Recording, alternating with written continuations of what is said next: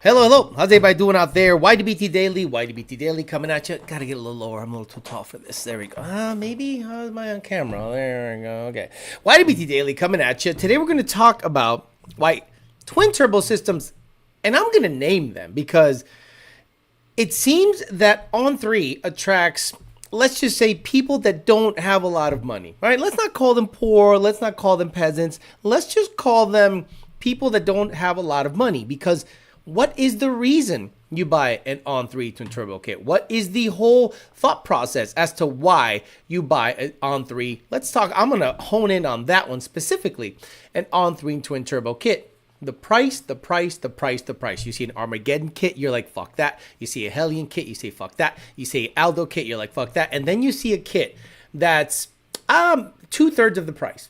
And I'm not saying they don't make power, but I'm saying is, doesn't it make sense that when you buy a kit that is 2/3 of the price of the other ones, it means that maybe you need to pay a little more attention to certain things? And today, highlighted in the ticket system, again, I talk about what is happening. I don't talk about vendettas. I don't have axes to grind. I talk about what happens in the system.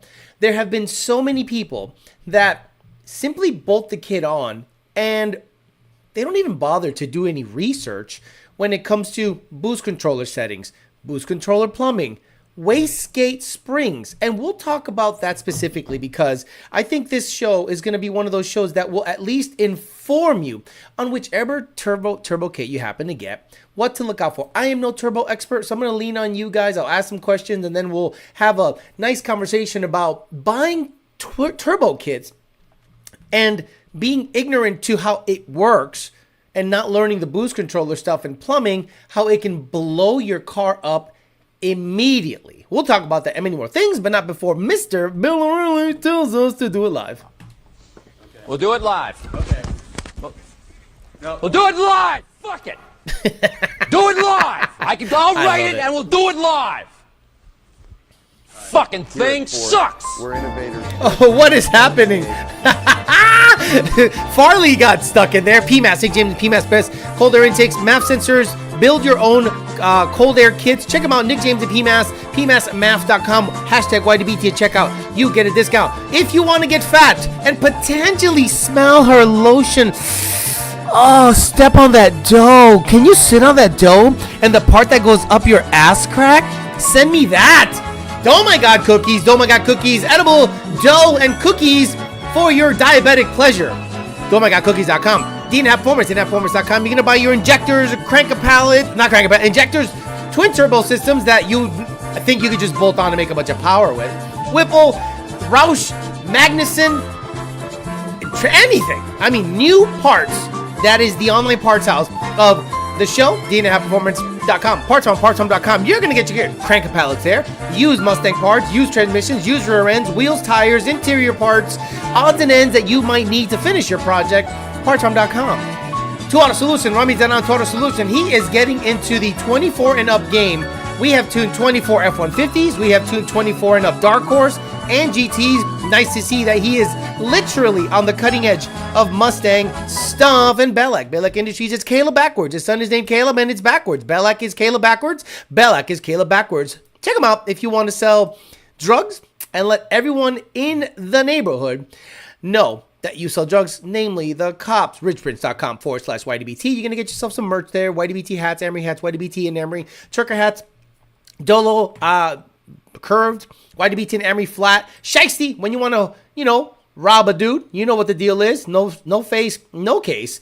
Section 8 shirts and hoodies, Hush Money shirts and hoodies, ZR50 shirts and hoodies, Booty Juice shirts and hoodies, and Lotte Juice shirts and hoodies, Gen 1, Gen 2, Gen 3, GT350, 85 to 86, 87 to 93, Save the Manuals shirts, 1320 Didio's shirts at 1320, YDBT and Emery vertical with a bunch of different colors. I absolutely love that you guys are doing this. YDBT regular old school. These are like the old school first designs that ever came out. All the hoodies, all the shirts. Check them out. richprince.com/YDBT if you want to support the show with a latte juice and booty juice stickers. God damn it, I love you guys. You know how nice it is to be affiliated with a company that I don't have to pay that much attention to. They just know what I want. And as always, you're going to go and become a Patreon member. That's right. Today, we have discovered some people leaving rocks. That's right. The polishing stones are extra for your transmission, regardless of who builds it. Two major builders love to give you polishing stones in your transmission. It's extra, no charge polishing stones. Check them out. Wow, what the hell is happening? Let's say hi to the people here, and we'll get after it, and we'll talk about twin turbo stuff. Andy Ali, Yusuf, Joshua Judd, Wesley Stewart, Clint Stroke, Harley Jetsla, Coyote Kelly, Nick 5-Ho, B. Lavesh 5-Ho, Z33, Kemzilla, Cobra 460, Joe Jackson, Frank Donahue, Lemonade, Big Pops, El Verga, Ladga, Slow 99, Robo Style, 1320 Didios, EPA, Diego, Mark Christensen, John Bonanno. Did we ever find out who put up that dumb name about Kirk? I want to know who that is. Mustang Dennis, Toilet Dumper, TJ Skorsky, Alex Puente, Anthony Pito Chiquito, Tay Speaks, Kylon, Paul Paradi, Michael Weatherby, Stuart D, Bryson Witt a couple of times, putting up the links. Thank you so much, Paul Paradi again. Joe Swish, Canadian Ceiling Bird. What's a Canadian Ceiling Bird? Cornelius Grayley. Cornelius, guys, I'm going to lean on him for turbo stuff. He owned the Red Car's old wheels. Rest in peace. We did that in the trunk wheels. And he actually was running low 8s with a built motor and a 6R80. So with an on-5 kit, believe it or not. So he'll be able to tell you if you guys have questions specific for turbo stuff in the chat. I'm sure he'll be able to answer some stuff. Semi-retired street racer, Cody Lewis, Tony the Truck Guy, broke-ass white boy, Blake Bailey, Slick Vic, Voodoo Runner, Nick, Nitro, Ronnie, Alfredo Diaz, Connor, John Bailey, More Pews, More Booze, Matt Francis, SK Jeff, Brian, Zion Savior, Pacho, Hard at Eugene, Coyote Collector, Ian Martha, Redbird, The Gap Father, Boundless Black, Mid Mustang, Alex Alcazar, Kona, Phil Fez, Black Cat, Merkstang, Midnight again. Hey, Ian, you still working at Publix? I need to know why Publix is okay. So I go to Publix almost every day because if I have food here, I'll eat it all. So if I'm gonna get lunch, I'll go there. So this is the problem with Publix. One day it's the Girl Scouts. The next day it's the fucking Boy Scouts. Then there's some kids saying, "Hey man, you want to support the basketball team? Dude looks 28. What the fuck is this? The traveling YMCA? The traveling LA Fitness League?" So I can't go into Publix without being guilted into giving somebody money. Just leave me the fuck alone. Let me go in there and get my freaking sandwich or pub sub and let me get out without having to feel accosted by your cookies, your basketball donations, or your football donations. Leave me the fuck alone. I just want to go. You think I go outside to donate? I go outside just to do the bare minimum. And then I am accosted at all these places. Fuck. Hey man, you should support my league. I'm like, bro, you're 30. Support your league. What the fuck? Okay. So, let's say you're online, you have a Mustang that you can barely afford, and you're between the age of 18 to 25. This is for you, because this is 90% of you. Well, I'm going to get a twin turbo kit, because eso es la luz. Twin turbo la luz. I got a 10R80 car that I paid $980 for. I dig ditches for electrical people, electric companies, and I make $1,000 a week, man. So I'm going to get myself a twin turbo kit. Why would you buy a, I don't know, Hellion Sleeper, Aldo mid or bottom mount, or Armageddon or anything, or a Midnight Performance or a Daylight? The name. Turbo kit. No, you're going to go, I don't need that shit. I've seen plenty of people going fast with this. So you go and buy the On3 kit, whether it's a single or a turbo. So this is what happens, right?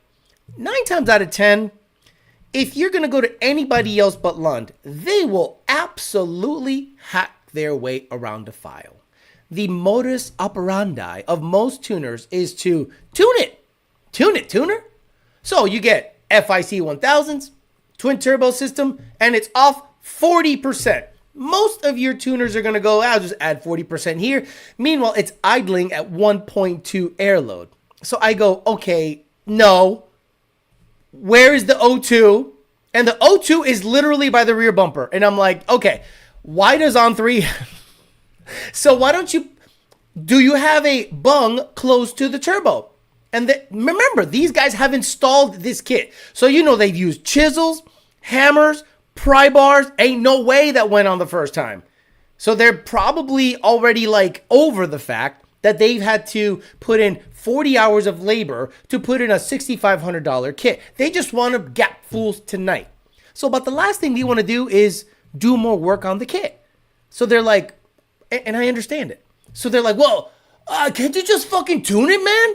And I'm like, dude, you got to understand.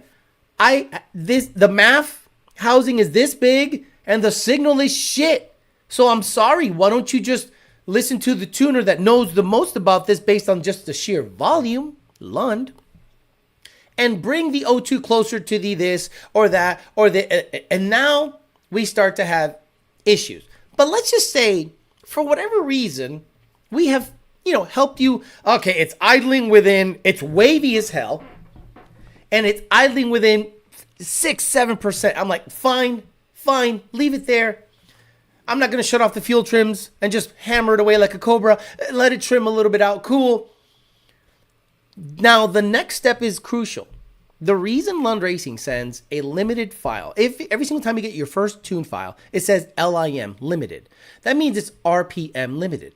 That means if anything's wrong, we don't want you to inadvertently go to 7,500 RPMs. We want to protect the car so that it doesn't go over a certain rev range that could hurt the car. So we set it at about 5,800 to 6,000 RPMs. It's not really going to hurt much there, right? If fuel trims are bad, we can figure it out. The car will usually tell you. Like, I lean on you to know if the car feels good. If the car clean pull, oh, cool. And then you send me a log and I'm like, looks good. But if the car's like, and it pops a bunch of codes, I need to know what codes and how it felt, then we can do the vetting. So, yes, this morning, I get a log back of a guy who had a on-3 single kit. And I said, okay, do me a favor. Go wide open throttle, 3,500 to 6,000 RPMs. It's a 10R80 car. I said in fourth gear, 3,500 to 6,000. Comes back 2.0 air load at 5,500 RPMs. And I said, sir, was this pull done on gate pressure? Because I do say gate pressure, meaning no more than whatever the gates are. But I had no idea that you guys can select an insane spring on the gate. I had no idea that you can get up to a 20-pound spring stack. So what did you order? Because I have no idea what you ordered, right? It just says twin turbo kit or single turbo kit, right? But the underlying issue with cheaper kits is that, let's say you order a spring within a gate that you don't know about, put it in there, and the thing sees all the boost very early. Well, luckily the file's limited, and I go, whoa. How much boost did it see? I don't know. I don't have a boost gauge. You have a twin turbo system, a boost controller, 1,000cc injector, and you don't have a $25 autometer boost gauge. Is that what you're telling me? Like, is that what I heard? You don't know how much boost you're making? You have no idea how much boost you're making. Well, I thought you could see. I see air load on a car that does not have a map sensor. So all Mustangs, Coyote Mustangs, 11 to 23, they don't have a map sensor. They have a MAF sensor. 15 and up F-150 and 24 and up Mustang have a MAP, Manifold Absolute Pressure sensor. So I can make the correlation, or at least the math, to see how much boost the manifold is seeing, not on a MAF equipped car. So these say, well, I don't know how much boost I'm seeing. Well, I see 2.0 air load. What springs are on the gate? 6 PSI. Is your boost controller on? Yes. Turn it off. Go back out there, 2.0 again. So I know, based on experience, if the fuel trims are not pulling out a bunch, AFR is good, fuel trims are good, but air load is high. That means it's a physical high boost condition.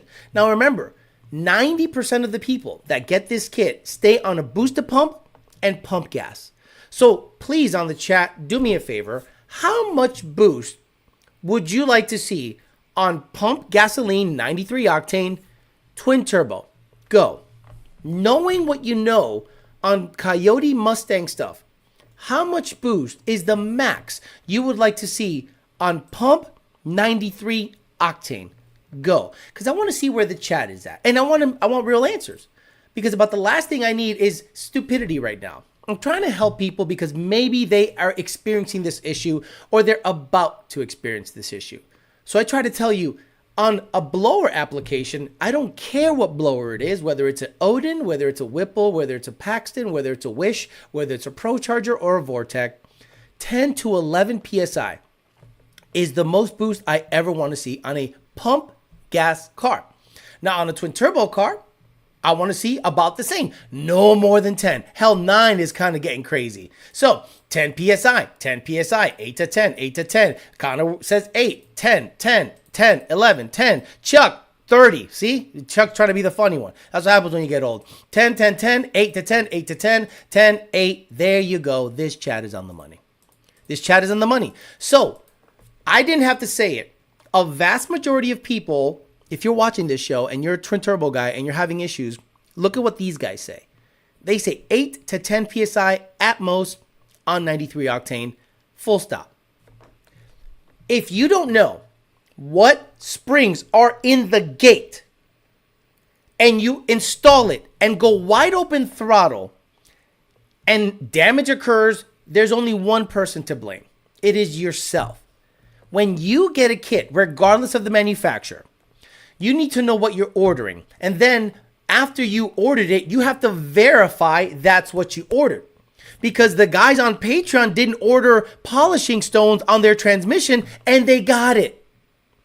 But these guys order a 10 PSI spring, right? And then they plumb in a boost controller. Oh, and Chuck, let me ask you a question, Chuck. What happens if you have a boost controller and you flip the lines, meaning the lines that are supposed to be going to the gator?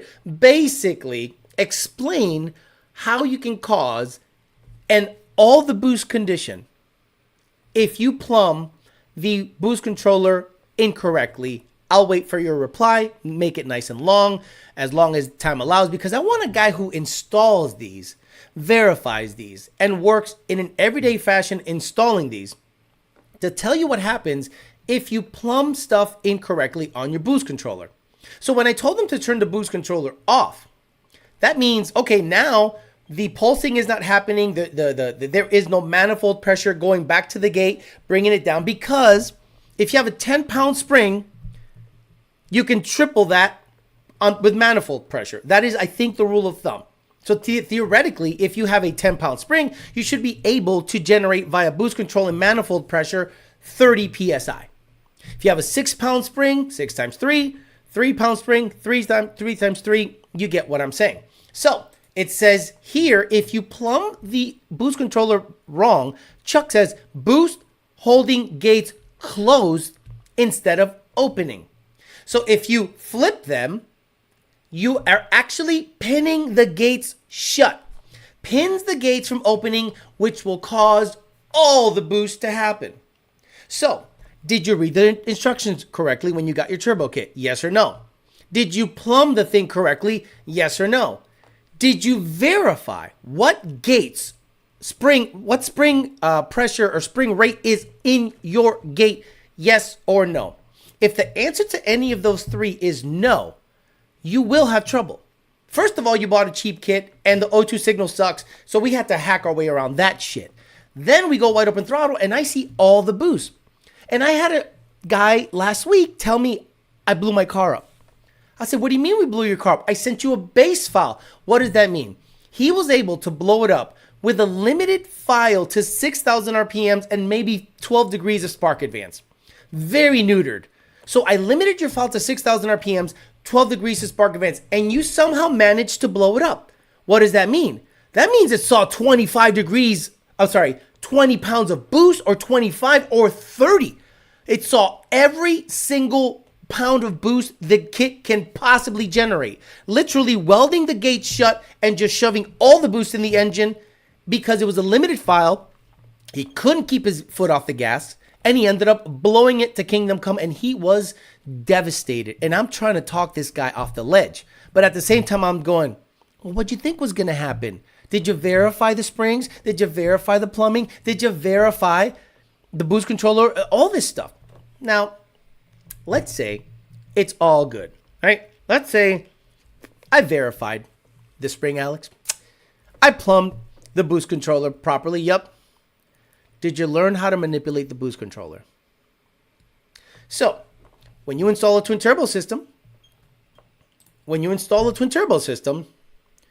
you did a bunch of reading, I'm sure, to get all this installed. Why didn't you do similar reading and Googling about how to manipulate the boost controller? I will tell you, the first time I ever tuned a turbo car, I had no idea how to mess with the boost controller. Not once. It was at VMP. It was a silver car, twin turbo with cool cutouts, convertible, pretty cool car. He was on race gas and he had this e-boost controller, and I was like, shh, go to YouTube. I go to YouTube, duty cycle this and that, up max, over boost cut. I'm like, okay. So in about 10 minutes, I learned the duty cycle is about this much. Make sure the overboost is set at this. If it's going to hit, I don't want it to go past 12. So I set it at 12, the overboost, and the target was about 10. And in about 2 pulls, I learned, okay, got it. Kept adding duty cycle, bringing up the max, and it never went past it. And I was like, okay, there's a ramp in, all that stuff. So I actually learned the boost controller on YouTube in about 10 to 15 minutes. So when I asked the question to the customer, do you know how to manipulate this boost controller? No, it's difficult. I can't rack my brain around it. Did you read the directions? And now I am adding another set of words when I ask them that question. Did you read and understand the directions? My language has to be very exact. Yes, they do suck. So you have to see it in application. You have to see somebody manipulate an e-boost controller in application. So you simply go to YouTube, and I think there's a guy with an Evo, and he is telling you how to manipulate the boost controller, and that's the video I referenced, and boom, I learned boost control in about 10 to 15 minutes on that specific controller.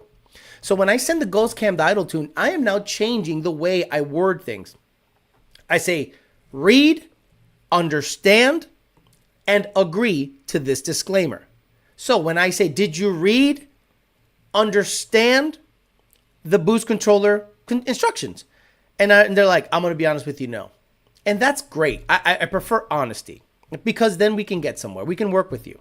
So then I simply say, okay, do this, man. If it's a Cortex, if it's a e-boost, go to YouTube. Live on YouTube for a week, because it can probably save you $20,000. Why? The motor, if it kicks a rod, it takes a bunch of shit with it. It can be the difference. If it kicks a rod, you better hope that piston doesn't keep going up, because it will take out the valves, it'll take out the cylinder head. There goes a complete motor. If trash gets in through the system, it'll make its way through the oil, and that'll end up in all sorts of areas. So I really encourage you to take, 20 minutes to really, really hammer away at the fact that you have to learn the boost controller. You have to learn that it's plumb. You have to learn how it's plumbed, and you have to understand what spring rate is in your wastegate. 3 very specific things. Learn the boost controller, understand the plumbing so you're not pinning the gate shut, seeing 30 pounds of boost with a 10-pound spring, and that you know which actual spring is in the wastegate, because many times I've seen people say, I ordered it with 6-pound springs. Exactly. CO2 is a whole nother animal that goes along with wastegate springs as well. So when you order a spring, when you order something, you have to verify that what you ordered was correct. I understand it's a pain in the ass to open them up. Maybe you don't have a vise. Yeah, I don't have a vise. I'm doing this in my driveway. I get that. But God damn it. Buy a vise at Harbor Freight, rig it up somewhere, figure it out, because that literally could be the difference between you scattering the motor or not. And little things like that, verifying stuff, make a huge, huge difference when it comes to your build. So yeah, all that to say is, because it's happened with the cheapest kit, the On3 stuff, I highlight them. it is not only insanely difficult to put together one of those kits because they're not made particularly well. Can you make power? Of course. You can make power with a wish blower, but you can make power with this On3 kit. But then the O2 signal becomes a problem, and you're like, shit, I've already worked on it for 14 hours. I don't want to go there and weld another bung by the O2, or weld another bung by the turbo so that the signal could be better for the O2. And now I got to do that. And now, yeah, sorry, it's worth it. So if you think you could just bolt it on and run with the best of them, no. This used to happen with nitrous guys. Nitrous guys were the worst. Why? The $1,500 to $2,000 price tag was so enticing. But then the lack of price of the kit, you have to make up with car knowledge. Like to run nitrous on a Mustang, specifically a Coyote Mustang, you really need to know what the fuck you're doing. There's window switches, there's bottle heaters, there's purge this. I had a guy say, this dude, one of the funniest interactions I've ever had with a nitrous guy was he was out of nitrous. He was out of nitrous. I'm looking at the data log and I'm like, well, it seems to be running rich, but I don't see any knock sensor activity. He goes, yeah, it doesn't feel that good. And I'm like, okay, well, what's your bottle pressure? And he goes, oh, it's 0. And I go, did you open the valve? He's like, yeah, it's wide open. I'm like, you might be out of nitrous. And he's like, what? I go, yeah, you might be out of nitrous. And he's like, no way. I go, I don't know. The gauge is at 0. Should be at 900 to 1,000. And he's like, oh my God, I feel so fucking stupid. And I'm just like, oh my God. But those guys have gone away. And now the biggest trouble guys are On3 twin turbo guys. Not because of the kit per se, but because of the price of the kit attracts the, let's just say, least knowledgeable people. Sorry, Cornelius, I know you had an On3 kit. When you rev out a boosted combo 12 PSI, you can see valve flow. Springs get weak over time as well. He also says, did you, buddy, have a stock valve spring? Yeah, so that's the other thing. Kits that have not so great exhaust manifolds and stuff, you're more prone to seeing valve float on. And I'm not saying On3 specifically has that. I've seen it on Hellion kits with the stock logs where people say this thing has valve float. Well, I'm not going to say that kit causes valve float. But Junior mentioned something very telling in his 25 GT tuning video where he says, I don't really want to rev this to 8,000 RPMs because all you're going to get is weaker valve springs. And then if you sell the car, the next guy thinks he has a 50,000 mile Mustang that wasn't beat up that much, but in actuality, it had a Cobra Jet in it shifting at 8,300 on stock valve springs. Then you put a simple twin turbo kit or single turbo kit on it, and the valves float at 6,300 RPMs or 6,500 RPMs at peak torque. And then you go, well, I don't get it. Is it the kit? Well, we don't know what this car's life was before you got it. You just installed the kit. You bought the car used. So this is why I don't love revving a stock cam, stock headed, stock spring Coyote very high. Does it make power up there? Sure. Does it mean shifting in at 8,500 RPMs is a good thing? Maybe. But then if you decide to stress out the valve train more by, I don't know, trying to have it actuate while the turbo kit is making some pressure on the exhaust side, it might end up biting you in the ass later when you have some valve flow. Alex is the best person to ask on the blower stuff, but yes, I believe you can on any boosted combo. Yeah, I'm the blower guy. I think Cornelius, because he's primarily turbo, I can lean on him. Parker is a great guy to talk about wrenching stuff because he's installed it all. He used to own a shop. Nardi and Devin are like ridiculously good at vetting the file, and they tune. I won't say part-time, but they're the fact that they see so many things in the list. I think their transition to tuning has been pretty easy, and then eventually, I guarantee Parker is going to get into tuning because he is that good at understanding what's happening, and every day he learns something. Every day something pops up, and like throttle body electronics, like camshafts, and he just learns. So then he's a meticulous note taker, And that's one thing that is missing with a lot of the younger guys. They don't necessarily take notes. He has probably a whole book of notes that he can go back and reference. And one of my first things I had in the first 2 or 3 years of tuning is just sticky notes all over the wall. And I would look up, or then I started doing desktop files to help me with pedal position for enrichment and stuff like that, especially on centrifugal setups and single turbo and twin turbo setups on Gen 1. It actually helped out a lot to the point where it just stuck. And now it's just part of the plan. I've met nitrous guys that became clueless when they found their refilled bottle was cold. And cold nitrous bottles make me laugh when they're in a car. Like the guy brings it out of a cooler and he immediately installs it in a car. And I'm like, you know, they do that only for filling, not for use. For use, they warm them up and bring the pressure up to like almost 1,000 PSI or depending on what the optimal range is for your setup. What do you mean? Then why do they get cold? Because it's a fill thing. I had to help somebody who installed the spray bar in the wrong direction. Facepalm. Got to throw the bottle in the freezer. Not to mention the wiring. Now, I'm going to get very familiar with turbo stuff because the ZR50, which I am wearing the shirt, the ZR50 shirt, is going to be done probably late this year because, again, I want it to be done right. In the meantime, I got plenty of things to keep me busy. I bought one of these and only the ones that know what I'm doing. So if you know what this is, you know what the hell I'm doing. And if you don't know what I'm doing by looking at this, then sucks for you. But this is cool shit, in my opinion. And I think it's going to do well. I think the brain is being tickled in certain ways that I like. Just writing something down reinforces the memory in your brain. I'm here. Who we talking shit on? Nobody. Oh, people that leave polishing stones on transmissions. Silly question. Switching from a stock AT manifold to a port AT manifold. Do I need a tune revision for our twin turbo Coyote? Absolutely not. Freeze the bottle to get 11 pounds into a 10-pound bottle. Exactly. Corey's amazingly high. Corey's amazing. Highly recommended for sure. Helped me a lot. Corey is in this. There's tuning stages. He's in the I really want to help the customer stage. You know, I'm in the is this guy retarded stage. And if he's not, I'm surprised. But Cornelius Grayley is honestly extremely good. Why do I say that? When he was updating my laptop and he was actually doing the fingerprint, we have some crazy stuff that he got us on game on in terms of security. Very good stuff. Recommended me some big monitors and all this stuff. He is meticulous,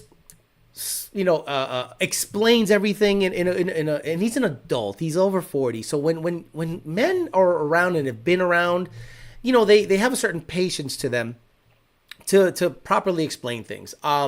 And he's new, so he's just a sponge soaking up all of the knowledge. And I think because he has an IT background, I think he's gonna pick up on it quicker than most. Because when you have an IT background, you're constantly exporting stuff, importing stuff. Like it's normal, natural nature to be like, oh, this is kind of familiar, or I've heard these terms before. I'm retarded. I go, I don't know where. Just tell me what to do, and I'll do it. And I have to do it 10,000 times, and then I'll get it. But once I get it, I got it. And to me, it's repetition, reps. He probably just knows it from his background. I don't. I'm retarded. We live in the age of information research, right? You Google everything. Cortex boost controller operation. E-boost boost controller operation. Like, just Google shit. Distributor belt driven MSD. Exactly. RPM is not the only thing that causes valve flow. Same with the turbo kit. It's not just the kit, it's the efficiency of the kit and the valve chain. Correct. Everything works together. If your primaries are too small, if your AR housing is small, many things. And like you said, spring rate, valve spring condition, many things can cause it. But one of the craziest things I've seen, Craig Walls, is guys that you thought knew shit. Oh, sorry, this is Cornelius. Guys that you thought knew shit don't know shit. So I don't know shit, but based on what we've learned with the Grey Goose, I know that others don't know shit, right? Because when you're sitting at 1-to-1 back pressure over 40 psi, you're doing something right with the kit. If spool time is 3.5 seconds or 4 seconds, you got big twin 80s on a 5 liter. This isn't a 7.5 liter anything. It's a 5 liter, twin 80 something. And you could spool it up in about 3.5 seconds at 4,200 RPMs and make 15 pounds of boost or maybe more on the leave. You got to start looking at your kit and going, I built this kit pretty right. And then you see a lot of cars, especially on drag week, right? Have you seen drag week? A lot of these cars take 10 whole seconds to spool up. Let me ask you a question. Why are you bumping in on drag week? Why are you bumping in on drag week? It does not matter. It's not sick week. Sick week, you need to, have less than a 1 second leave to have it count or something like that. Drag week, you could sit there and it's weird. People bumping in on drag week. The next, I get it, repetition. You don't want to get out of your routine, but I don't know. Next, they ask why their AC doesn't work when it's super full. Senior in the chat on the sauce tonight. I don't think so. I don't think he's here. Corey likes his process. Corey likes what he likes. Give him 9 years. Has Corey called anyone a retard in the ticket system yet? It's a rite of passage. Yes. Not in the tickets. Can I say what he did?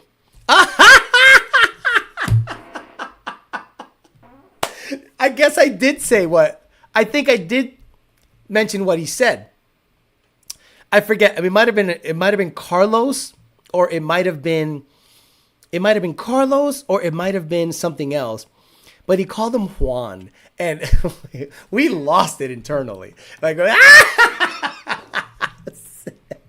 like I call him a retard, but there's an internal note system. Like, I hope this guy doesn't do anything retarded. And then like three things down, the guy goes, by the way, tell Alex I'm not retarded. And I'm like, and then he proceeded to blow up his drift car, which proves I am retarded. He is retarded. Another common nitrous issue is summer heat. Too much bottle pressure will cause the hot sun to throw out your AFR. Also, but too much pressure will hold the solenoid shut. Too mumuch bullshit. I'm kind of the guy to do something twice and I've got it. Not me. I need like 500 reps. I hope you haven't thought I haven't thought I'm retarded in the ticket system. I don't know who you are. Elite. So far so good. I've had very good interactions this week. Alex, FFRE sets up their motors with smaller bores and lower compression ratios. I assume to complement the boost. Would Lumpy willing to tune an FFRE built Voodoo if I left it at NA for autocross? I'm sure. Absolutely. That's easy. That's actually not bad. If it's an NA Voodoo, I don't think we're going to build it that much different than a regular Voodoo, because it's not like we have certain provisions for rods. Oh, you got manly rods in it? Well, let me Does it have a GT350 intake manifold? Yep. Does it have 350 heads? Yep. Does it have 350 cams? Yep. Does it have an 87 millimeter throttle body? Yep. Does it have a 350 cold air? Yep. You could use the stock tune or our aftermarket tune. Back pressure is a double-edged sword. Helps pull the turbo, but when you run out of AR on the hot side, you get back pressure related valve flow. Alex, one more. GT500 coils on my Gen 2 need a revision for that, right? I don't think so, but let me ask you a question. Why are you putting GT500 coils on your Gen 2? Drag week in my backyard. Yeah, shallow stage if not actually racing. Right. I'm kind of blown away that people bump in on drag week. My downpipes are so tight and the driver's side crushed from on 3 to fit around the steering. I'm about to run them out of the hood. Fuck it. No back pressure. That's what everyone does and say that there's no issue with the kit. That's what everyone does and say there is nothing wrong with this on 3 kit. Everything is fine with this on 3 kit. What about the 2 holes in your hood? Well, it's just, eat what? What? That the exhaust routing, how it came from them, sucks? And you had to dump it out the hood so now it makes power and there are no issues? You have holes in your hood. One of our employees ran one of those kits. That's when the respect was just like, bro, I can't. Sorry, Corey. Corey probably modified the shit out of his kit. Let me ask you, Corey, what was left on that kit that was on 3? The more I see in the automotive industry, the more I realize most people don't know what they're doing. So you're going to go to these tracks, and this is what you're going to see, right? Let's say you go to a Billy Badass race, right?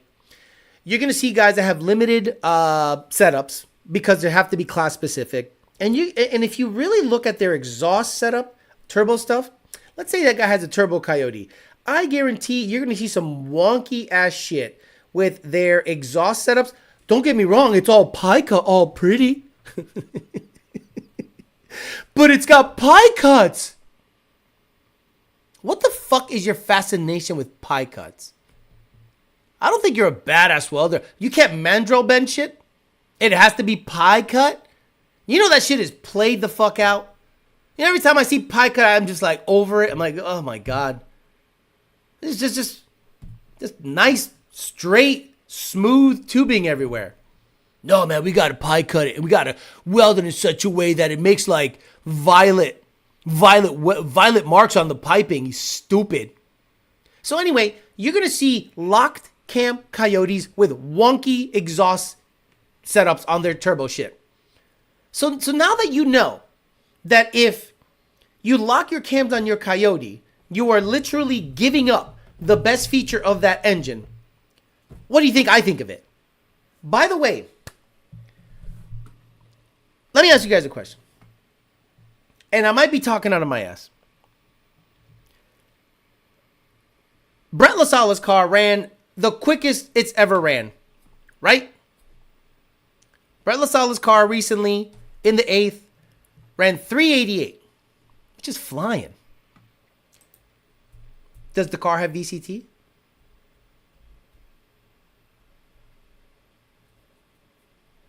Come on. Does the car have VCT? Because I got some new information that I didn't know about. And I received a picture. And I looked at that picture and son of a bitch. It has intake variable cam timing. So it has intake variable cam timing. Where are the people that said lock it and it makes more power? Now, it has intake VCT. It ran the best it's ever run in 8th mile trim. Where are the guys saying that locking your cams gives you more peak power? Where are you now, you fucking shitheads? They must have seen some data, and I'm sure as hell they talked to Lund Racing. I'm not saying Lund told them to do it. I'm not saying anything.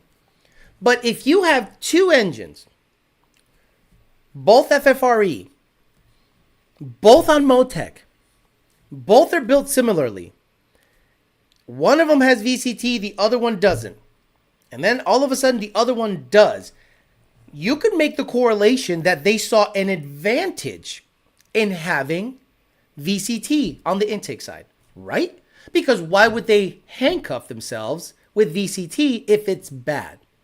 So they go ahead and install VCT on that car, and it runs a 388, the best 8th mile it's ever done, in competition trim, winning LDR at Yellow Bullet. Where are the guys saying that locking cams is better on a Coyote than VCT? The next argument is going to be locking cams are better for NA power. So at the end of the day, you have to go, maybe they saw something in there.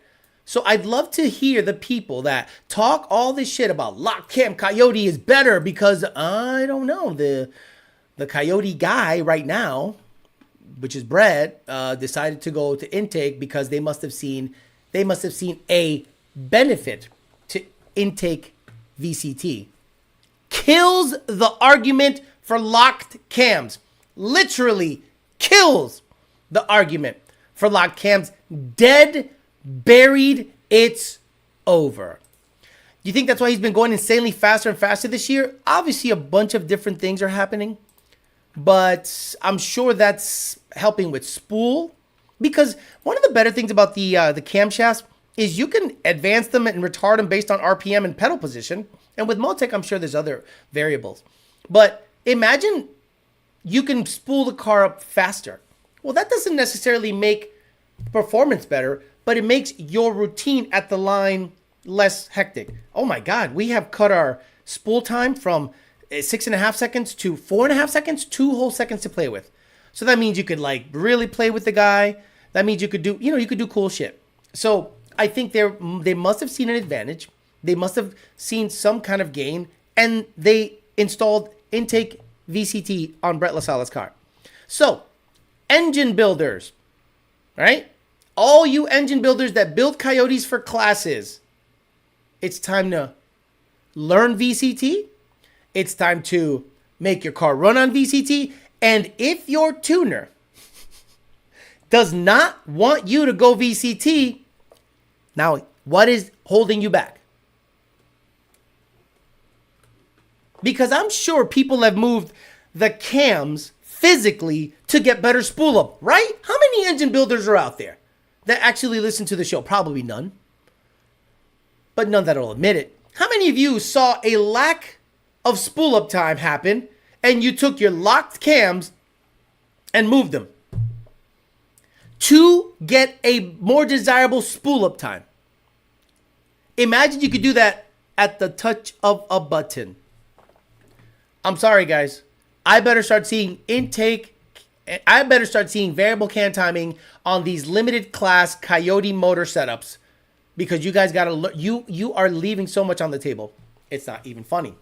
JMS voltage booster for Voodoo for 10 psi, safe with 1300 Z85. Yeah, you have to wire both. How many guys think they have locked their cams just to sound like they have an LS? I'm kind of glad you asked that, because on the 2JZ side, I keep hearing people get the non-VVTi motors, which is variable intake cams for Toyota motors. Now, I don't know anything about Toyota. A lot of people think that you can just make the correlation between Coyote and everything else that has an overhead cam.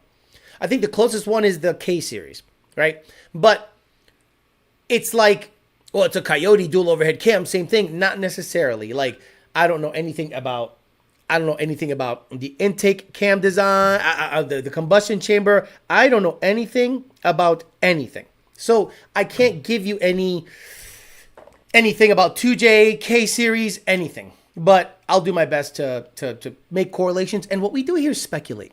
But guys, please, I really want to see these engine builders put VCT back in their thing and start telling their tuners, y'all might as well tune that VCT, John. Brett Lasso and John Lund are going hella fast with VCT. I mean, two of the most impressive, fastest Coyotes out there in their respective classes are really running the number. Like, why wouldn't you do the same thing? How is VCT controlled with a highly modified engine? Are they still oil pressure? The same stock shit! The fucking stock shit! The stock shit! A Ford Solenoid, a Ford phaser. You think it's like an aftermarket race phaser? An aftermarket race solenoid? Oh, this solenoid goes in and out, but this one goes in and out much faster. No. I just put a cam phaser lock in my wife's Jeep SRT. It's a pig down low and now has more RPM. We all know you can just notch the keyways as poor man's VCT, Alex. You son of a bitch. Hitting me where it hurts.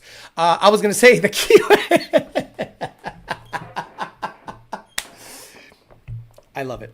2JZs with lock cams need nitrous to spool the turbo. What's that say? Look, I might not know much about anything. We should make a phaser shirt, right? Like cut keys, bridge prints. Let's start brainstorming. We gotta start trolling these fuckers. Phasers and keys and whatever, man. It's good shit. What about the other platform like Hemi's VCT? Should more people try to learn it? Wait a minute. Don't the LTs have a phaser on their single cam?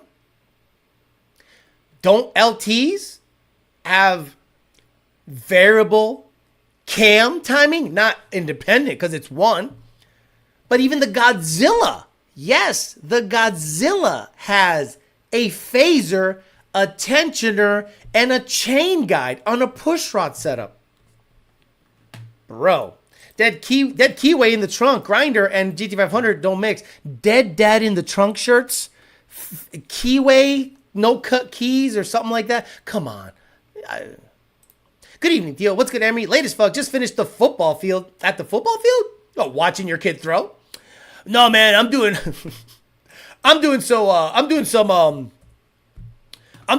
up and down the stairs. You go what? Oh, going up the upstairs at the football field. Why the fuck are you doing that? Well, you know, what's that guy say? Stay hard? What? That guy, the Goggins.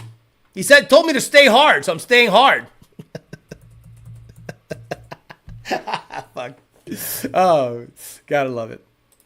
These guys with their motivational bullshit. Just shut up. Just shut up and work out. No, I gotta post it.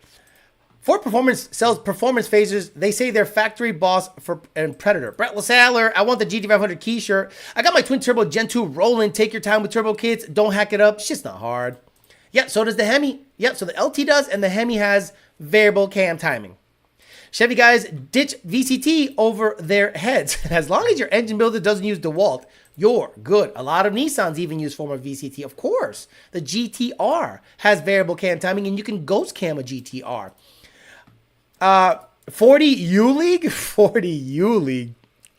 You did not burn 1,300 calories. Stop saying you burnt 1,300 calories.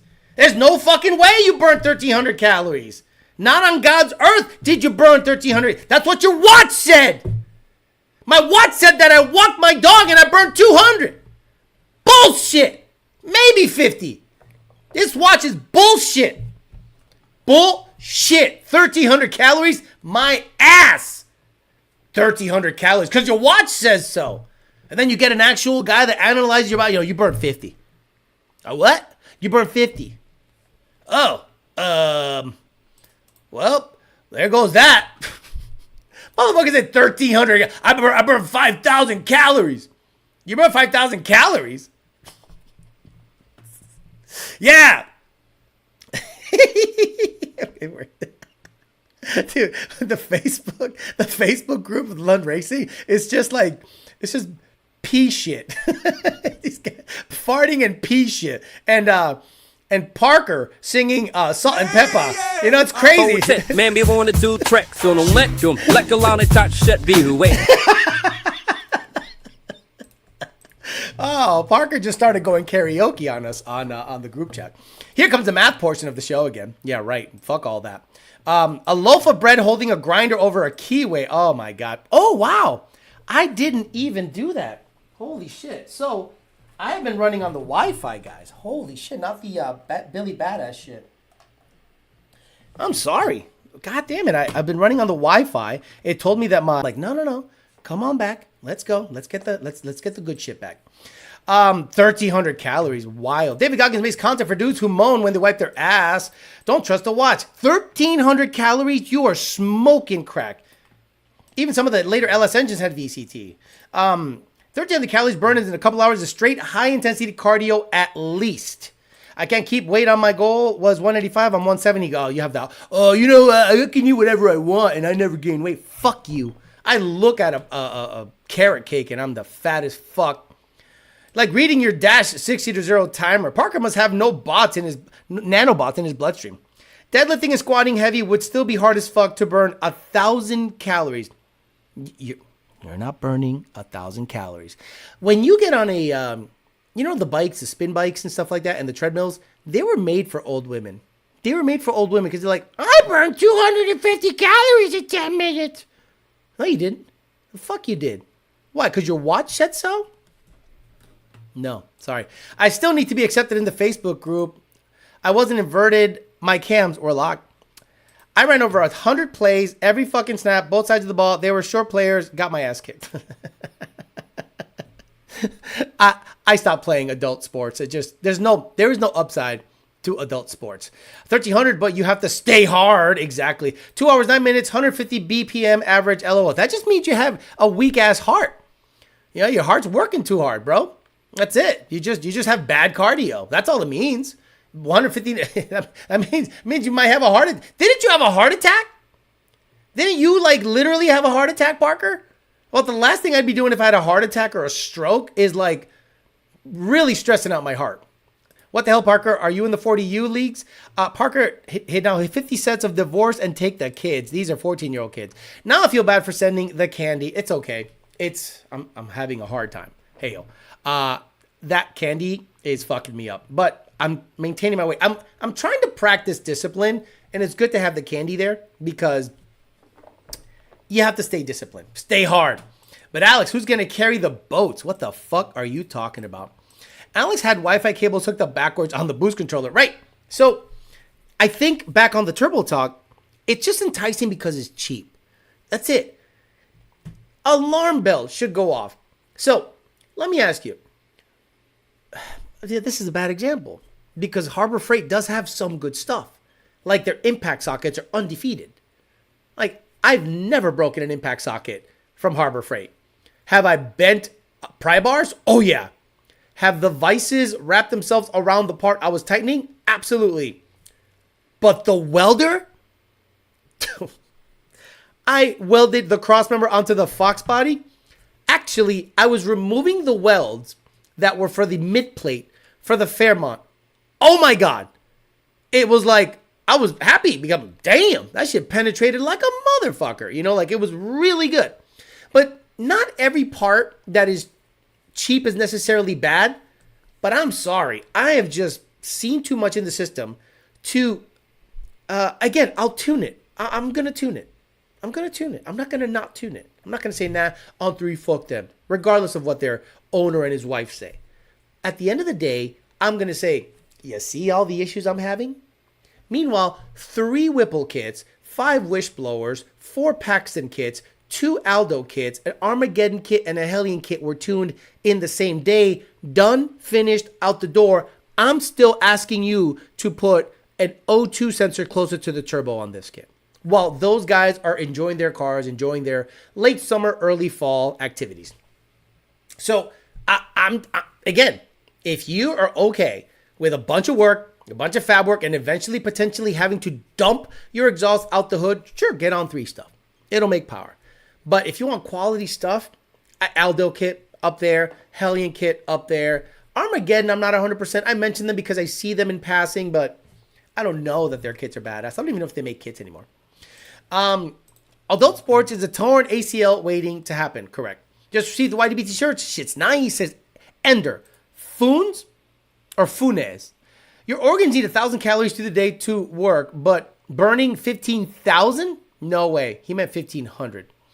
1,300. Had both. Stroke and a heart attack from being a fatty loser before I even turned 40. I guarantee you did hard drugs back in the day. Ain't no way at 40 were you that fat and had a heart attack. Unless you have something in your family. That's crazy. You must have done drugs. I guarantee you snorted a line or two. Whatever. People like to party. He's good now. He's in good shape. Good dude. I mean, he sings Salt and Pepper like nobody's business. Came to my senses and I chill for a bit. 50 Marcus says, I'm a quality person. You can find expensive, low quality stuff and cheap, high quality stuff. I've owned a lot of cheaper, high quality stuff. My car was the Hellion car. Javante Long. Which one was your car? I'm sorry, Javante. I don't remember you having issues with the Hellion car. I don't remember having issues with the Hellion car. Unless it was one that had an O2 issue, like a Gen 1. There was a Gen 1 that was a problem. Okay, in now. Reread my last emails. Thanks, man. Gotcha. Adult Sports, I saw a guy break his arm at the New York State Arm Wrestling Tournament, New Jersey State Arm Wrestling Tournament. I'm good. I'm going to pass on any of that. See, the thing is, once you get to a certain age, you don't need to prove anything to anybody. You tend to prove it to yourself. That's one of the hardest people to please is yourself. Because at a certain age, you start getting contemplative, like, well, this guy made it by the age of 30. I haven't done shit. I got to step it up. And a lot of guys get their head out of their ass in their late 30s. 40s should be your best years. As a man, your 40s should be by far your best years. You've done all the stupid shit. You've gotten away with eating shitty your whole life. You've gotten away with maybe bad relationships and you're still on your feet. And then at 40, you're like, okay, that's enough of that shit. I've made all the mistakes I need to make. I don't want to make them twice. Let's get in shape. Let's pick a good girl or no girl. Get that bread. Fuck bitches, get money. And guys in their 40s typically do better. So if you're in your 20s and you feel like you haven't made it, oh, I'm 20, I haven't done nothing. Shut up. You're 20. when you're in your late 30s and you haven't done nothing, hit that fucking panic button. Oh. Yeah, didn't we do like 2 pulls and it was done, Javante? There was a Hellion car at... Oh, didn't you go to the track and didn't tell us shit? Didn't you get one... Didn't you get done and immediately go to the track and win something without telling us? No, sir. No hard drugs. Never done anything other than weed, drink here and there. Was always pretty straight-laced with that shit. Some people don't give a fuck, Alex. They're just losers. No, Parker's a good guy. You could tell some people just need direction. You know what? I'm going to be honest with you. Most people need a fucking dad. And if I have to be the motivating factor to get you out of your chair, there's a lot of guys here that follow me because I said one time, stop being a fat fucking loser. Everyone that races is a big fat fuck with a black hoodie and jean shorts and black New Balances. You don't want to be that guy. You want to be the guy that's, pretty well built, rolling up. Not jacked, but, you look like you can handle yourself. I don't want to be super jacked because that takes a lot of dieting. But I want to make sure that I look like I can handle myself and not fat. That's all. That's the goal. So if I need to say it, because I'm 47. Look at this. I'm all right. If I can attract 20-year-olds at this age, things are good. What do you mean, Alex? They're legal. Who gives a fuck? I'm in my mid-30s, started taking my health seriously in the last few years. I was 240 pounds, 40-inch waist, diabetic, living terribly, eating fast food 3 times a day, soda every drink, all the stupid shit. Oh, yeah, that's really stupid. Alex, do you do this at the gym? No. I like my shoulders.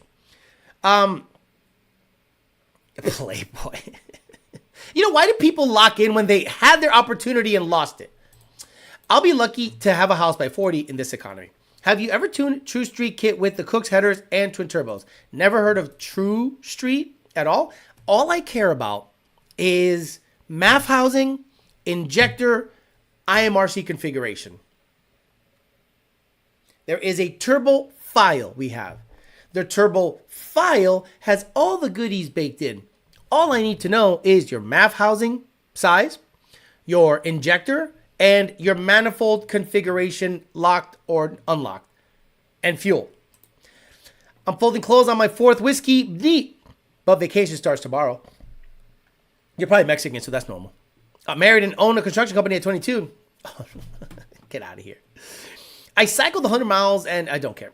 Listen, boys, bust your asses in your 30s, stack money and coast in your 40s, enjoy life, shit can change in the blink of an eye. He's not wrong. I used to do dips until I don't know what the fuck that is. I'm going to Google it because it's probably like a butthole disease.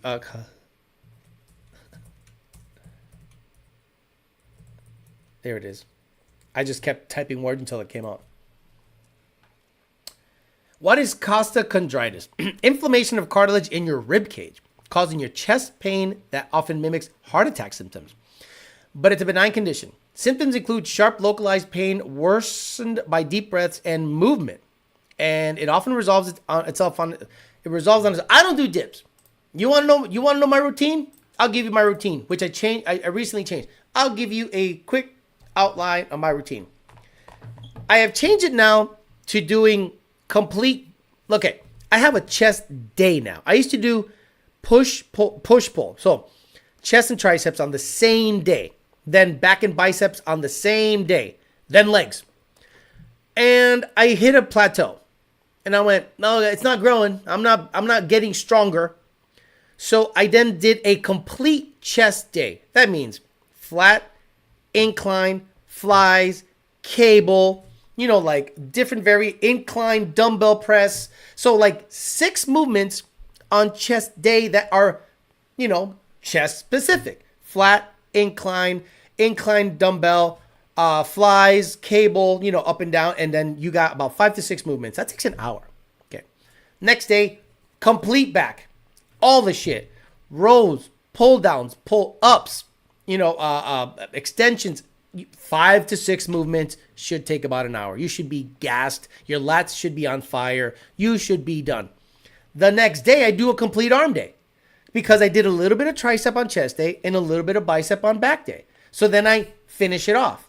So I do 4-2 or 3-3, meaning 3 movements of bicep, 3 movements of tricep, or 4 movements of biceps and 2 movements of triceps, because triceps are kind of on the weaker side, so I don't like to fuck them up.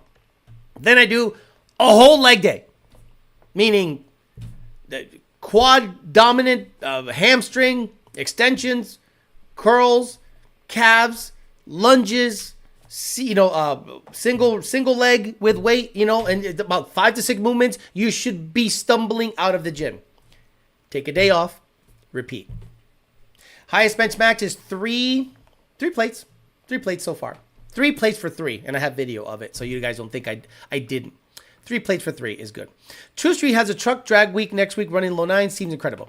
Quit my traveling job, living out of the hotels and fast food for 2 years, up to 300 pounds, down to 255 now, and 55 to go. Started working out again a few weeks ago, feeling good at 43, but honestly, working out makes it easier to pull a deer out of the bush.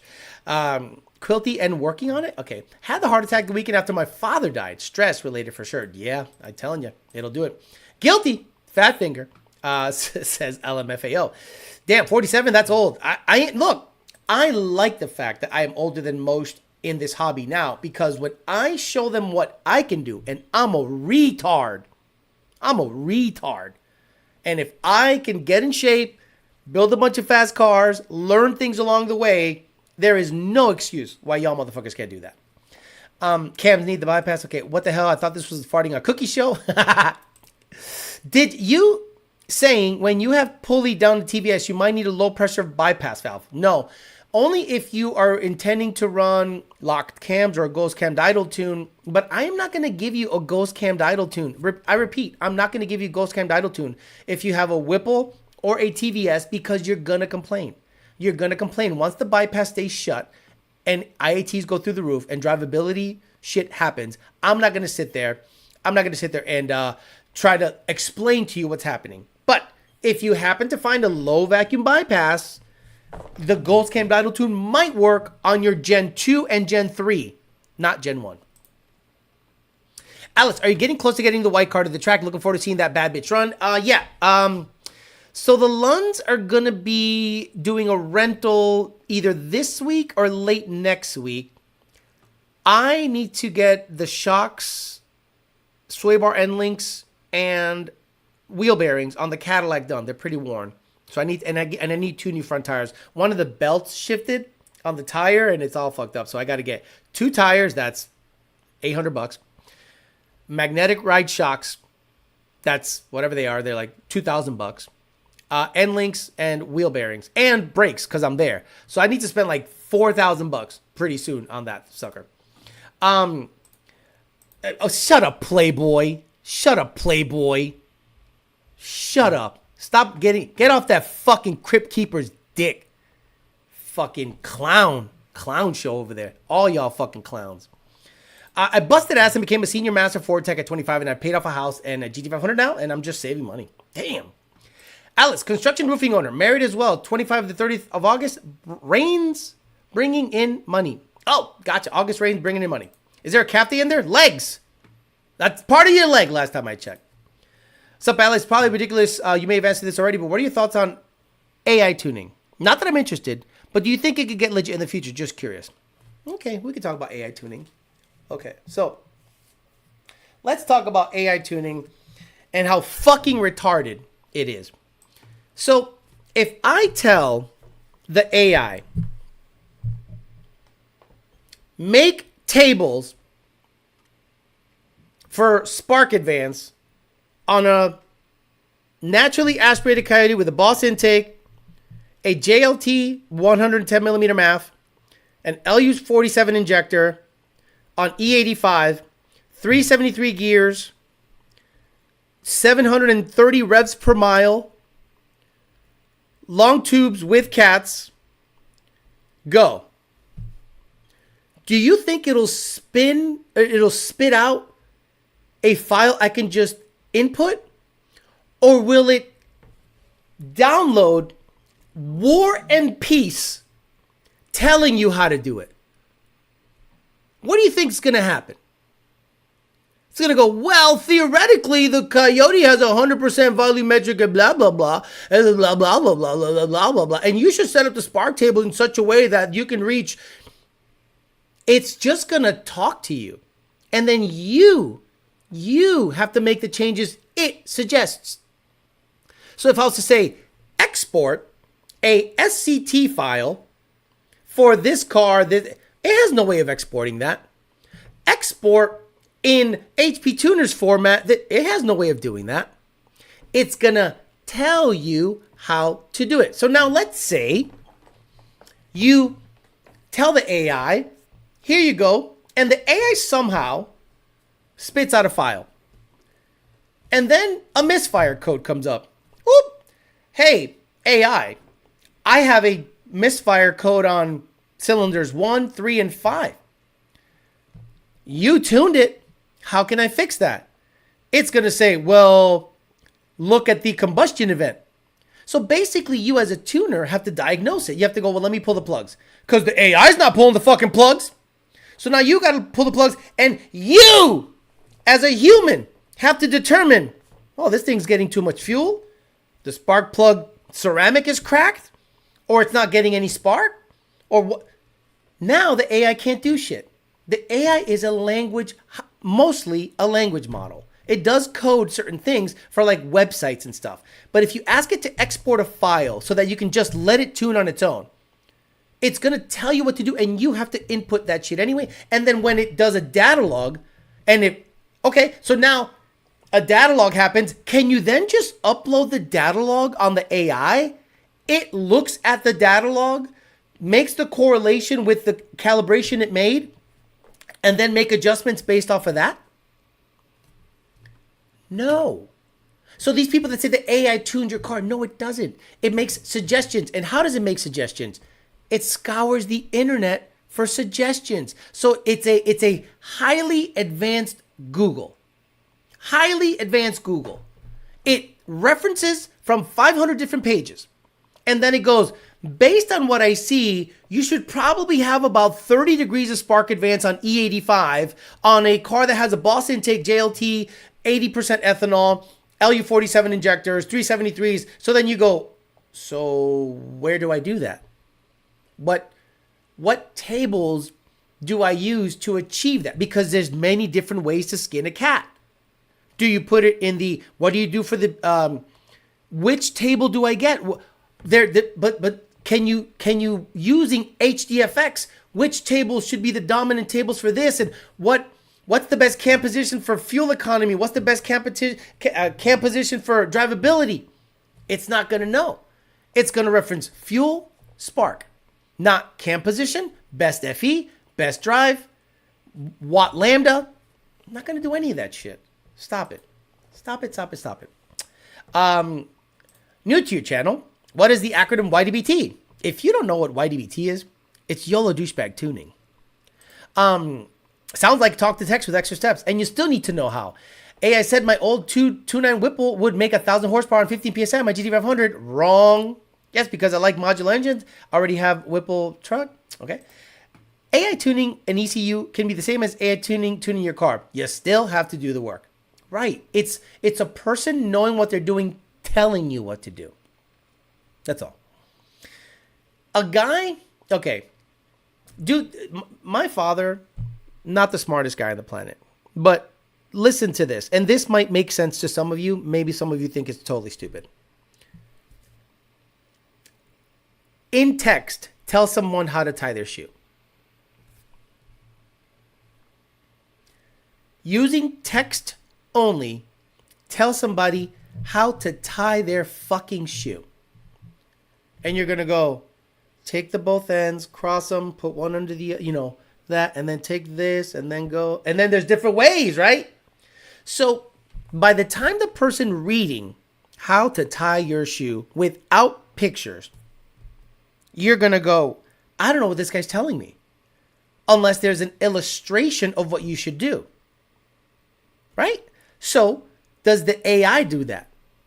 Does the AI go, this is how the table should look? By the way, copy paste it.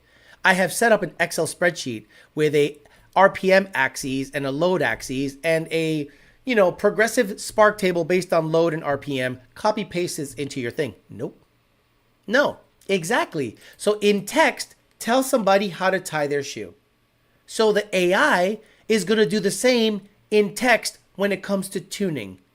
It's not just going to spit out a table. And if it does spit out a table, I guarantee it's wrong. AI can do what we have already put in it.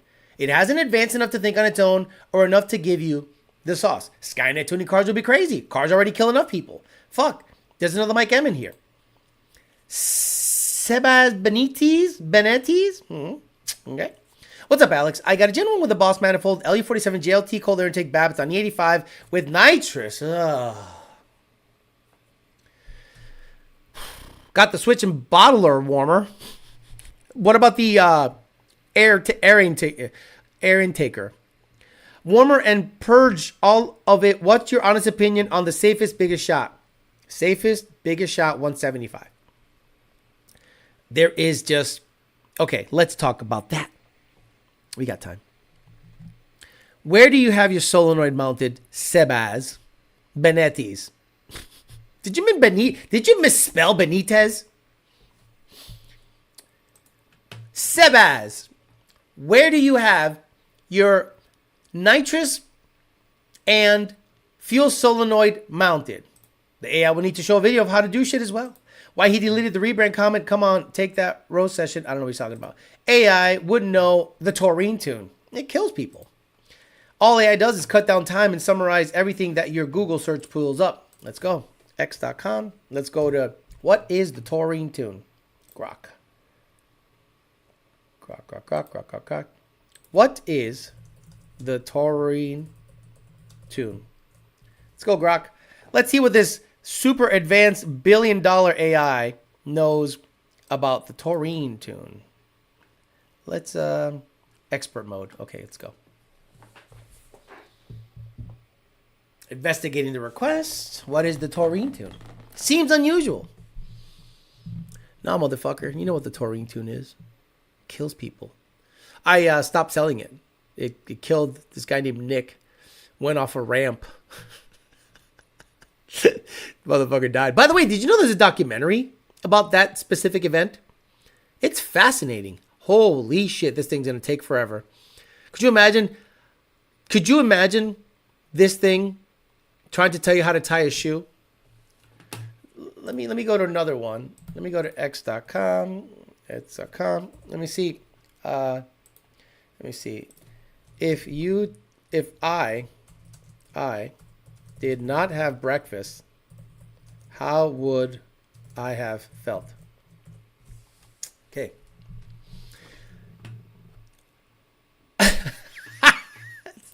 Look at that. It's still thinking. Let's get a quick answer. And let's get a quick answer too. This just sucks. Oh, there's no clear established reference to a taurine tune. I mean, we all know what the taurine tune is. Why doesn't this?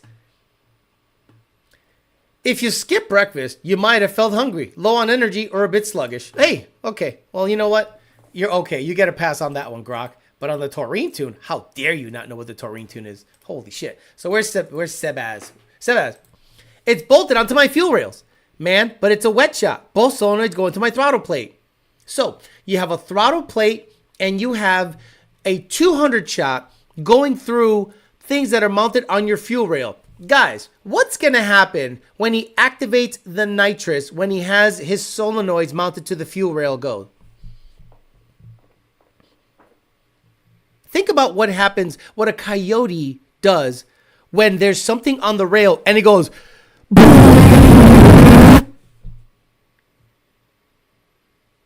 The car... Well, what happens when there's a resonant frequency being picked up by the coyote when you have a nitrous shot happening? That's fuck. I love these motherfuckers. This chat is advanced. This chat ain't no bitch ass chat. This chat is advanced. Knock sensors hate life. Fuck, 10 degrees pulled out. Now you got 2 degrees of spark advance. Things hate life. So now I have to go.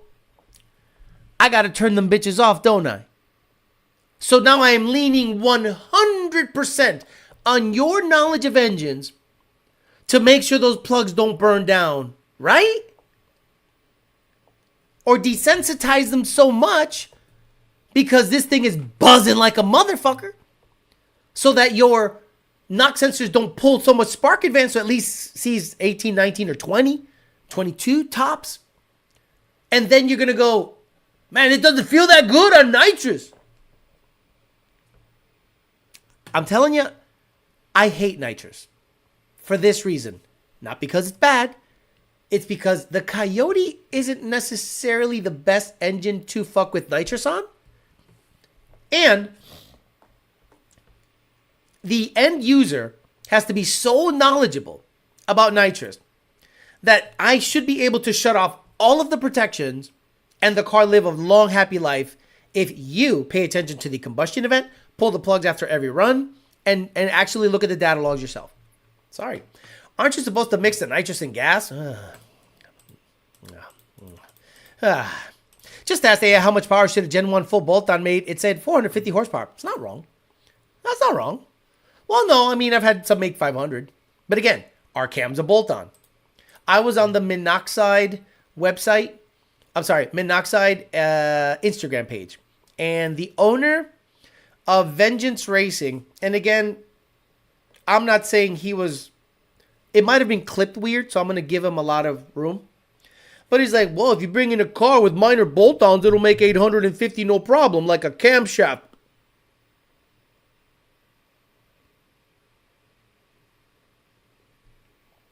A camshaft is a bolt-on. LSLT, guys. Is a cam a bolt-on?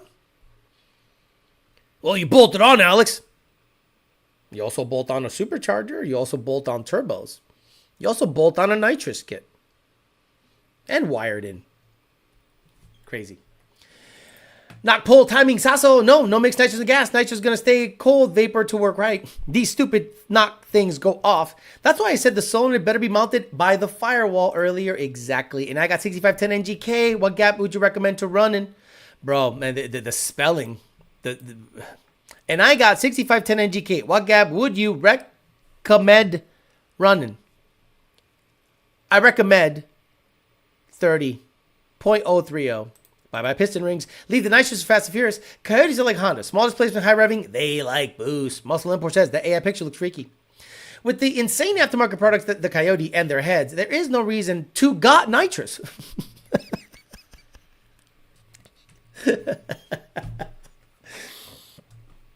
He also said port aheads right after the cam. I don't consider the cam a bolt-on. Right. So should I find it? I got to find it. It's very good. And again, he's probably a nice guy. But when he said that, my ears stood up. I'm like, what the fuck did you just say? I said, today I learned that a camshaft is a bolt-on. Let me see if I can find it. Can you tune? Vibrates. Mustang. Hate to break it to you, the Gen 4. Yeah, someone said a fucking Gen 4 made 900 horsepower on 13 PSI. Just shut the fuck up. Shut the fuck up. This is the problem with these motherfuckers. Oh, these Gen 4s are impressive. It made 900 horsepower on 13 PSI. The fuck it did. Shut up. I hate people. Hate people. Just sick and tired of everyone spreading misinformation. And then they go, hey, Alex, on your tune, it didn't make 900 horsepower. It made 790 or 800, as it should. I hate people. It looks dumb as, okay, I'm trying to find the monoxide. I guess I got to go to monoxide. Fuck, I don't want to go to monoxide. I don't want to go there. Monoxide. Is it monoxide? Yeah. Is it monoxide? Let me see. Yeah, that's him. Where is it? Oh, he's got the Brazilian dude talking. The fuel tech guy. No, I need to find my guy. Here it is. Let me see. Nope, not the clay car. Talk about clay car. Speed up expectations. Upgrading to fuel tech. Lose a race, buy the car. Customers' cars. Why people leaving Ford for a GM. Here it is. Right? I woke up this morning, I hit my head real hard. Now I want to buy something GM. And I want something most reliable, 600-800 horsepower range. What should I go get? Well, first of all, I want to welcome you back to reality. Yeah. Your family and your doctors have been waiting for you a long time to regain consciousness. Yeah. The Gen 5 platform, which is probably 80 to 85% of our core business, it's real hard to ignore. Factory supercharged, forged internals, a C7 Z06 as an example, put ported heads, a cam. Okay.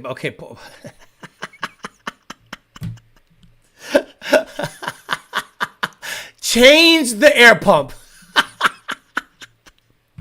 port the stock blower or upgrade to a Magnuson 2650, and you can make 1,000 wheel on E85 and drive the car every day. 6-800, I mean, a lot of them, you can do that with bolt-ons.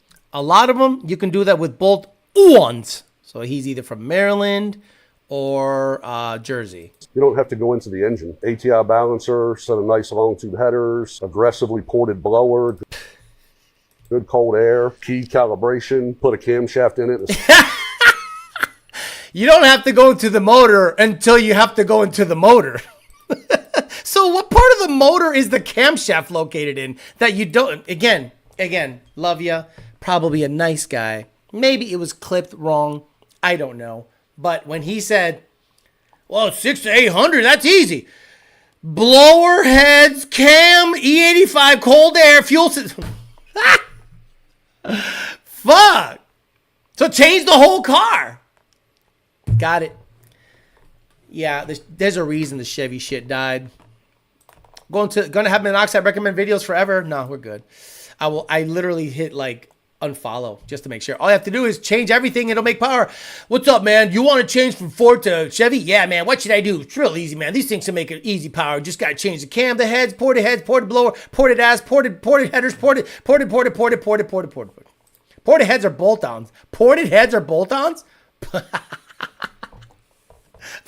Yeah. Oh. Dude's got to take their shit apart. You don't have to go into the motor, put a camshaft in it, build a 408. He basically said put a different engine combo in it. Thank you. Maryland doesn't say on like that. Yes, they do. On.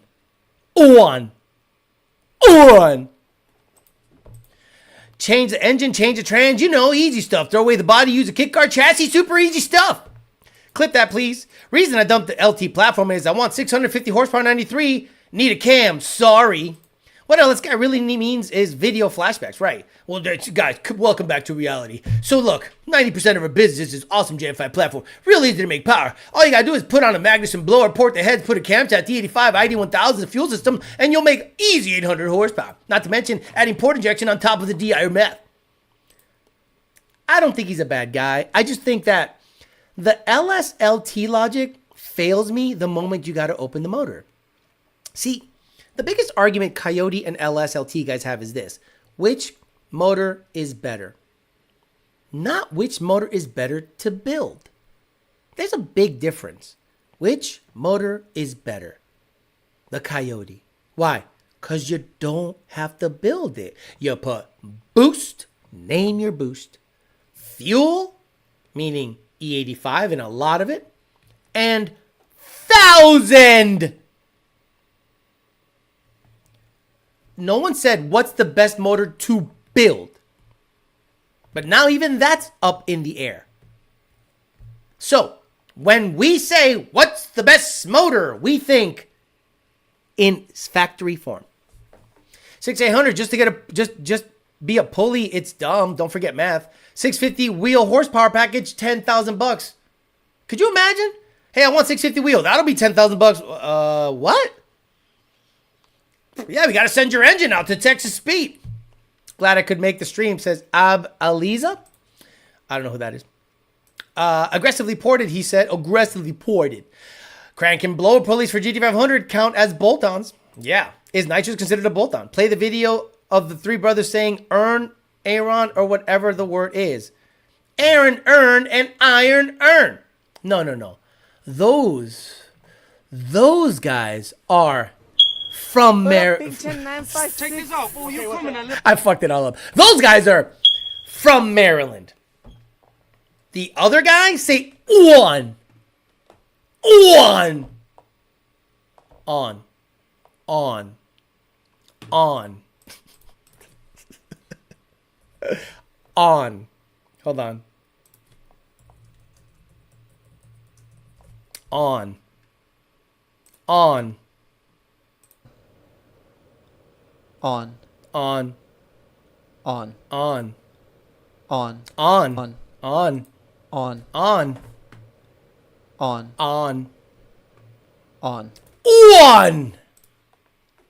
Stupid. Man, really talk like that? Aaron, earn, and iron. Man, I really talk like that? Shit. I said, bottom accents, say this phrase out loud. Earn, and iron. Hold on, earn. Aaron, earn, and iron, earn. Damn, what the fuck? We really talk like that? Yes. Let me see it. Earn, iron. Let me see it. Yeah, it's right there. Earn, the iron, earn. What? Earn, the iron. No, Aaron, earned, and iron, earn. Earn. Iron. No, dummy. Earn, and iron. Yo, it's Yearn. earn. Dummy. It's not that, dummy. It's Aaron. It's earn, and iron, dummy. Aaron, earned, and iron, earn. Earn, and iron, And iron, earn. Now say on and iron. On. Maryland motherfucker. Shut up. Stupid. I'm out of here. All right, guys. That's a great way to end the show. I'm out of here. I'll see you guys on Sunday morning for Peasant Chat. We talk to poor people. Today was a good chat. I think a lot of people need to understand that I do my best to help the people understand what we see so that maybe if you're having a similar issue, you understand what I'm going through and what I see in 2.0 air load at 5,800 RPMs. Your shit's fixing to blow up. So I'm trying to do my best to educate the people as to knowing what springs are in your wastegates, knowing how your boost controller is plumbed, and understanding how your boost controller settings work. I'll see you guys on Sunday for Peasant Chat Sunday. We'll hang out then. Have a good rest of your weekend. See you guys later.